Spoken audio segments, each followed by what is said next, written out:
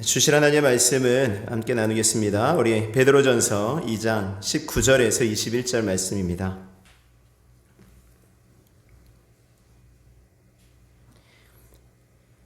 우리 말씀 베드로전서 2장 19절에서 21절 말씀, 제가 가진 성경은 신약성경 380면입니다.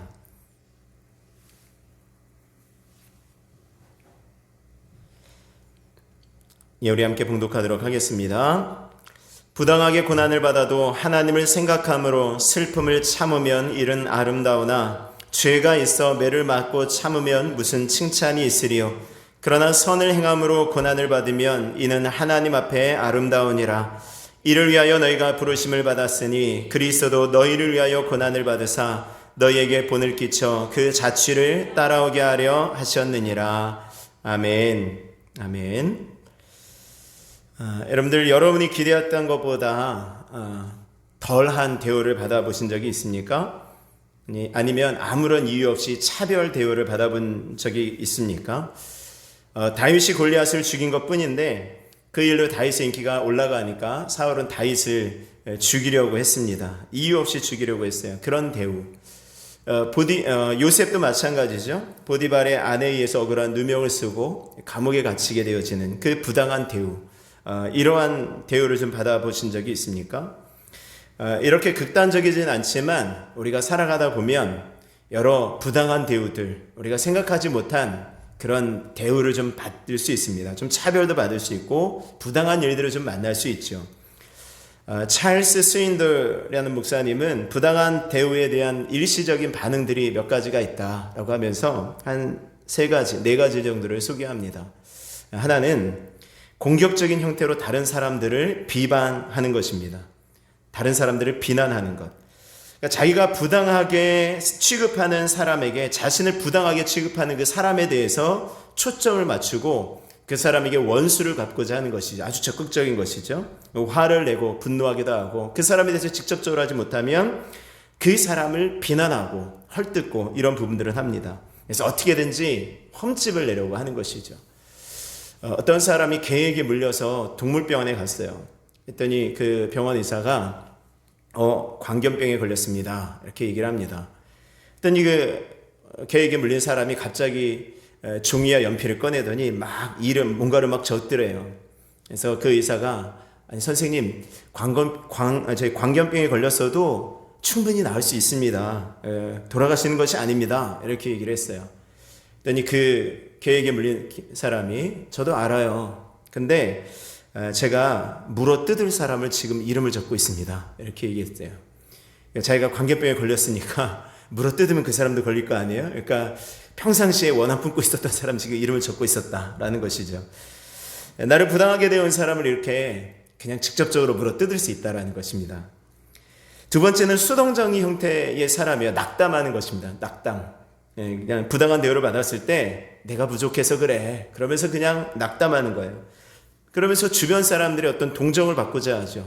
내가 자기가 어쩔 수 없다, 상황이 이러니까 어쩔 수 없다라고 하는 것입니다. 근데 그런 사람들이 또 드러내놓고 불만을 표시하진 않지만 은근히 숨어서 자신의 어떤 불만을 표출하기도 해요. 소소한 복수를 하는 것이죠. 제가 군대에 있을 때 잊지 못할 기억이 있습니다. 제가 위생병으로 대대에 파견 나가서 근무를 했었는데, 위생병으로 근무하는 인원이 저를 포함해서 4명이었어요. 4명이 이제 한 조그만한 공간에서 이제 생활을 하는 것입니다. 그래서 제가 이제 그 가운데 제일 선임이 되었을 때 밑에 이제 쫄병 하나가 들어왔어요. 신병 하나가 들어왔습니다. 대구에 사는 친구였는데 되게 그냥 순둥순둥이에요. 순둥순둥이고 아무래도 좀 뭔가 좀 어설픈 거죠, 뭐든지. 그러니까 당시에는 사실은 부대 안에 구타가 있었습니다. 요즘에 어떤 드라마가 굉장히 그런 얘기를 많이 해주는데, 그 당시에 구타가 있었죠. 때리고 얼차려 하는 것이 이게 그냥 다 있었어요. 그러니까 저도 굉장히 많이 맞고 얼차려도 많이 당했는데, 제가 군대 가기 전에 하나님 앞에 그래도 서원한 것이 하나 있었어요. 나는 내가 두들겨 맞더라도 군대 있을 때 절대 내 후임병 때리지 않겠다, 얼차려 주지 않겠다, 이렇게 결심을 하고 하나님 앞에 이렇게 결단을 하고 군대 가서요, 진짜로 그렇게 제대하는 날까지 때리지 않고 얼차려 주지 않고 제가 제대를 했어요. 감사하죠. 그러니까 저는 그렇게 좀 얼기설기 하더라도 어찌됐든 그냥 잘 타이르고 뭐 이랬었죠. 뭐 이렇게 뭐 얼차려 주지 않고 때리지 않고. 근데 밥을 먹은 다음에 그 쫄병에게 항상 쫄병이니까 제일 밑에 친구니까 심부름 시킬 수는 있지 않겠습니까? 심부름을 시켰어요. 커피 뽑아오라고.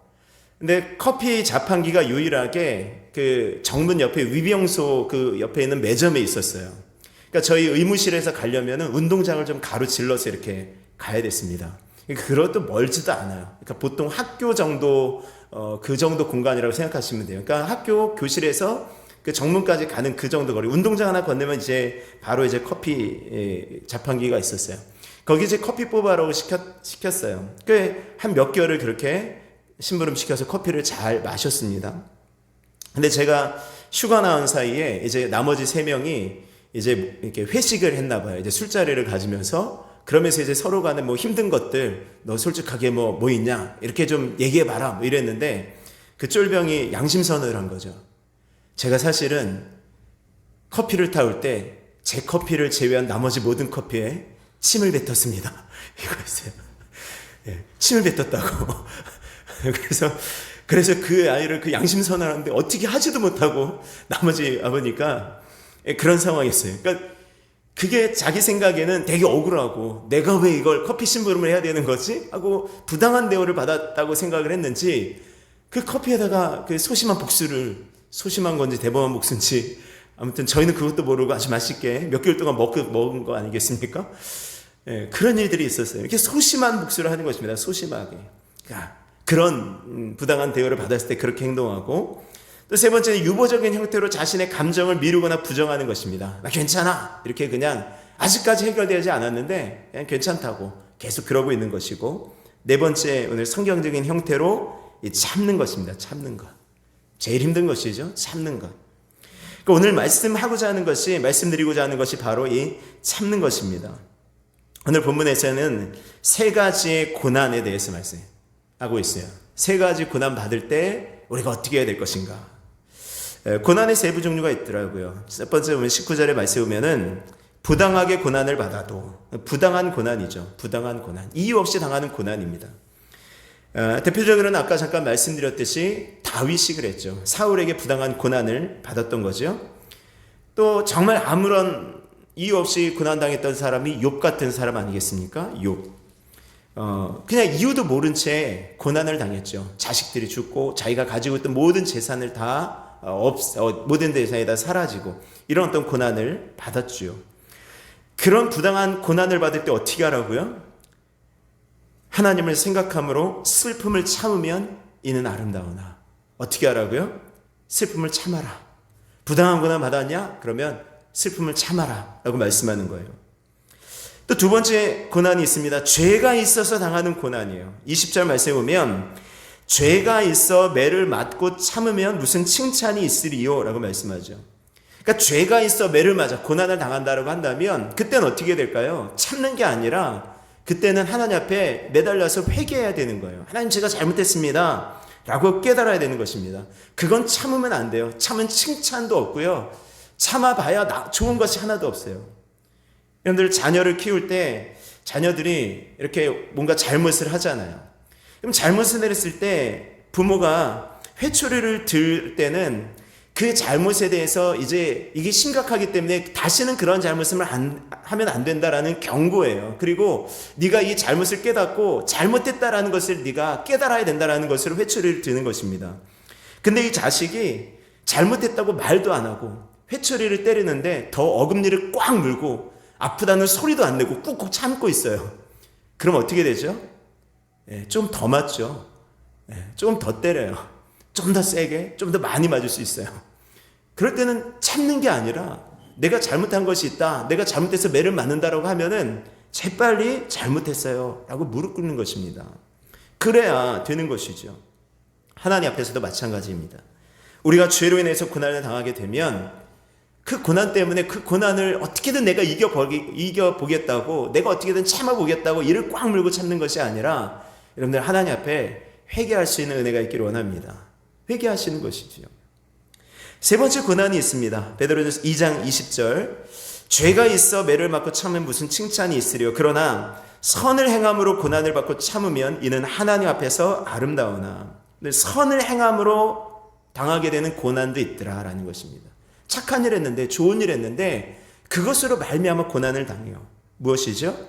우리 초대교회 복음을 전했던 그 모든 성도들이 그랬지 않습니까? 복음 전한다는 그 선한 일 때문에 그들이 고난을 받았어요. 감옥에 갇히기도 하고 매도 맞기도 하고 심지어 죽임을 당하기도 하고, 그 믿는 것 때문에 경제적인 어려움을 당한 것은 당연하고요. 그러나 그 속에서 믿음을 지키는 것입니다. 베드로전서 3장 17절 말씀에 보면은 선을 행함으로 고난을 받는 것이 하나님의 뜻일진데, 근데 선을 행하는 것 때문에 고난을 받는 것이 때로는 하나님의 뜻일 수도 있다라는 거예요. 그러니까 참으라는 것입니다. 그러니까 고난 만날 때 고난을 당할 때 우리가 하는 것이 무엇이라고요? 죄가 있어 고난을 당할 때는 재빨리 회개해야 되지만, 우리가 부당하게 당하는 고난이나 선을 행함으로 당하게 되어지는 고난은 참으라라는 것입니다. 슬픔은 참으면 이는 아름다우나 참으면 하나님 앞에 아름다우니라. 이는 참는 것입니다.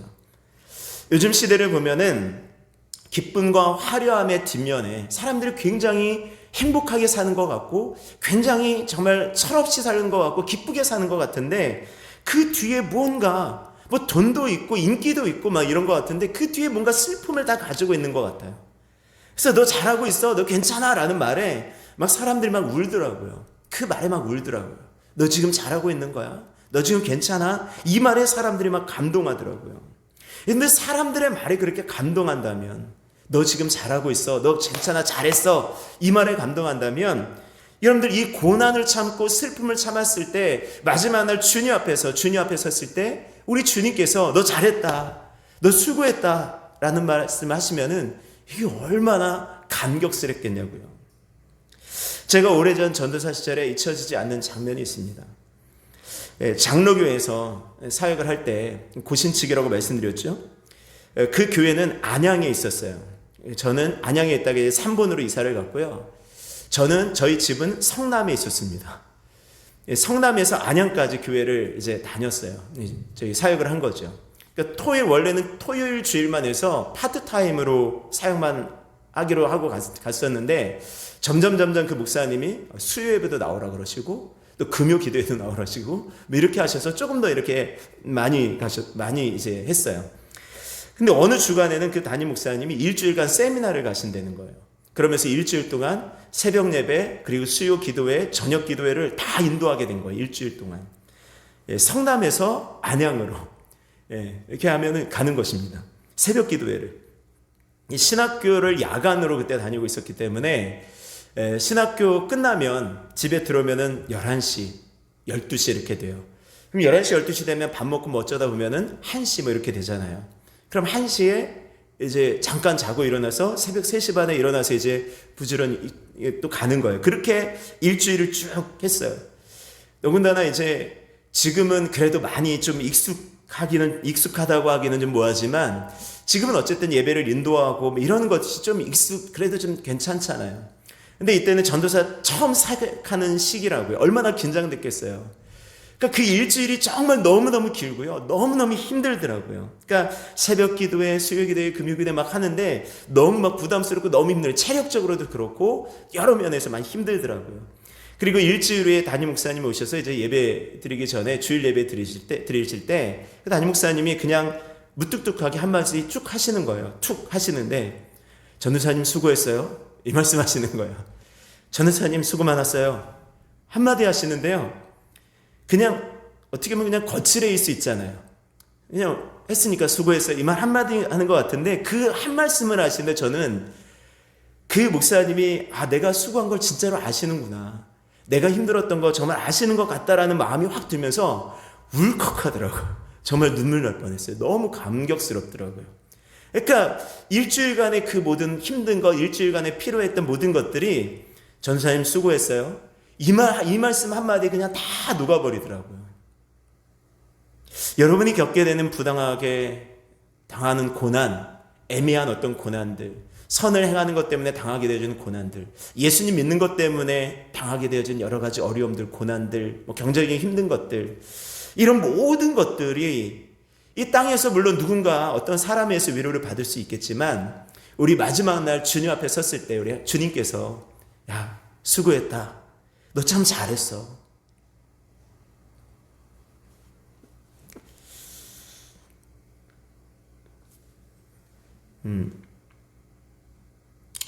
네가 나를 위해 당했던 그 모든 어려움들, 그 모든 고난을 내가 다 알아. 자, 수고했다. 사랑한다. 이 말씀 한마디 하시면, 그렇게 말씀하실 때 그 모든 인생의 모든 수고와 모든 것들이 다 녹을 것 같아요. 그러니까 이 슬픔을 참는, 계속해서 참아야 되는 것이 주님 앞에 섰을 때 터뜨리고 싶어서, 주님 앞에 섰을 때 막 터뜨리는 거죠. 그러면서 주님 품에 안겨서 이제 정말 모든 기쁨의 눈물을 흘리는 그러한 모습들을 한번 상상해 봅니다. 여러분들, 성경은 우리들에게 고난을 당할 때 참으라고 말씀하시는 거예요. 부당하게 고난을 당해도, 선을 행함으로 고난을 당해도 모든 고난 속에 참아라, 오래 참아라 라고 말씀하시는 것입니다. 성경은 자꾸만 우리들에게 참으래요. 사랑은 언제나 오래 참는 거래요. 믿음도 오래 참는 거래요. 성령의 열매도 사랑과 희락과 화평과 오래 참음과 오래 참는 거래요. 골로새서 3장 12절에도 너희는 하나님의 택하신 거룩하고 사랑하신 자처럼 긍휼과 자비와 겸손과 온유와 오래 참음을 옷 입어라. 오래 참아라. 야고보서 5장 10절의 말씀에도 주의 이름으로 말한 선지자들은 고난과 오래 참음의 본을 삼으라. 그 선지자들을 고난과 오래 참음으로 본을 삼으라라고 말씀하시는 것입니다. 근데 오래 참는 은혜가 있기를 원합니다. 오늘도 많이 참으셨죠? 오늘도 막 속에 부글부글 끓고 힘든 거 다 참으셨죠? 예, 계속해서 또 참으실 수 있기를 원합니다. 왜 참아야 될까요? 오늘 21절 말씀에 보면 이를 위하여 너희가 부르심을 받았나니, 여러분들 고난 가운데 참으라고 우리를 부르셨대요. 고난 가운데 참으라고. 빌립보서 1장 29절의 말씀에 보니까 그리스도를 위하여 너희에게 은혜를 주신 것은 다만 그를 믿을 뿐 아니라 또한 그를 위하여 고난도 받게 하려 하심이라. 그를 믿을 뿐 아니라 그를 위하여 고난도 받게 하려고. 그러니까 우리가 고난 받게 하시려고 하나님께서 우리들을 부르셨대요. 이해가 안 되죠? 왜요? 반전이죠? 예수님께서 우리들을 부르신 목적은 우리를 뭔가 행복하게 하고 이 세상 가운데 편안하고 만사형통하게 살아가게 하시려고 우리들을 부르신 줄 알았는데 그게 아니라 고난도 받게 하려고. 그 모든 어려움, 모든 좋은 것, 모든 복, 그 가운데 고난도 있다라는 거예요. 없는 것이 아니라 고난도 있어요. 그러니 고난 받는 것을 어쩌면 당연하게 여기는 것이 좋습니다. 여러분들, 고난 받는 것을 당연하게 한번 여겨보십시다. 우리가 너무 행복하다, 이 고난이 없다라고 하면은 사실은 좀 불안해야 돼요. 내가 예수님 잘못 믿는 거 아닌가? 내가 하나님 말씀대로 잘못 살고 있는 건 아닌가? 이런 마음이 들 정도로 고난은 우리가 정말 친숙해야 될 필요성이 있어요. 왜? 주님 말씀하시잖아요. 고난도 받게 하려 한다고. 너희 고난도 받아야 돼. 그러면서 오늘 21절 다시 보세요. 이를 위하여 너희가 부르심을 받았으니 그리스도도 너희를 위하여 고난을 받으사 너희에게 본을 끼쳐 그 자취를 따라오게 하려 하시느니라. 예수님도 고난을 받으셔서 그 고난 받으신 것을, 그 본을 따라 우리도 살게 하시려고 예수님의 하나의 샘플이 되신 거예요. 그 고난의 샘플, 고난의 예가 되어주신 것입니다. 그 자취, 그 발자국이 되어주신 거예요. 우리는 여러 믿음의 사람들을 보죠. 요셉도 보고 다윗도 보고 아브라함도 봐요. 그래서 아브라함처럼 우리도 살기를 원하고 다윗처럼 살았으면 좋겠고 요셉처럼 정말 높은 자리에 올라갔으면 좋겠다라는 마음이 있어요. 그런데 우리가 본을 삼았고 따라야 될 대상은 다윗이나 요셉이나 아브라함이나 이삭이나 야곱이 아니라 사실은 유일한 본은 예수님이시라는 것입니다. 그래서 우리 기독교라 그러잖아요. 그리스도교, 예수님 믿는 교, 예수님 따라가는 종교. 고난받는 것이 그냥 당연하게 여기실 수 있는 은혜가 있기를 원합니다. 고난받을 때 어떻게 된다고? 이제 참으라. 오래 참으라. 근데 고난을 떨쳐버리지 마시고요. 그 고난을 오래 참아요.